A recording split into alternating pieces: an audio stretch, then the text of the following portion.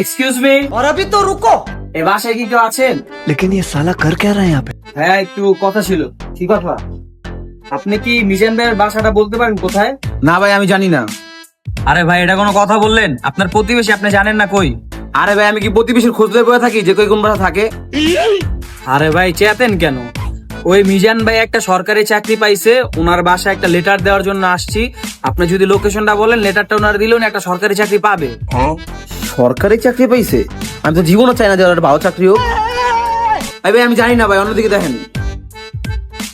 আমি বুঝতে পারছি ভাই, আপনি চাইতেছেন না মিজান ভাইয়ের সরকারি চাকরিটা হোক না। আচ্ছা ঠিক আছে, আপনি তাহলে একটা কাজ করেন, আপনি আমারে 400 টাকা দেন, আমি এই লেটারটারে ক্যান্সেল করে দিই, তাহলে আর মিজান ভাইয়ের চাকরিটা হবে না। ভাই মাত্র 400 টাকা? ভাই আমি আপনার 500 দিতে আছি, আপনি লেটারটা পুরো ক্যান্সেল করে দেন, আর পারলে আপনার এটা খায়াও লাগবেন গিল্লা। আরে ভাই, সারা জীবন হুন্নাইছি, পাড়া প্রতিবেশী কারো ভালো চায় না, আর আজকে জলযন্ত্র প্রমাণ আপনাকে দেখলাম। ঠিক আছে, লেটারটারে খায়া বাথরুমে যা ক্লিয়ার করে দিন, খাগেন ভাই। लेकिन एक सेकंड। হ্যালো বন্ধু, 300 টাকা শর্ট ছিল না? এদিকে বরাবর 500 আছে, ল।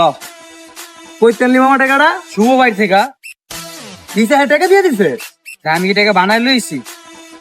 হাই হাই মামা, এটা তো নবমাস্টার হয়ে গেছে। চলাই মামা, রাত্রে যে খাওয়া দাওয়া করতে যেমন কইছিলাম, কারণ ওই জায়গায় তো টাকা ম্যানেজ হইতেছে না।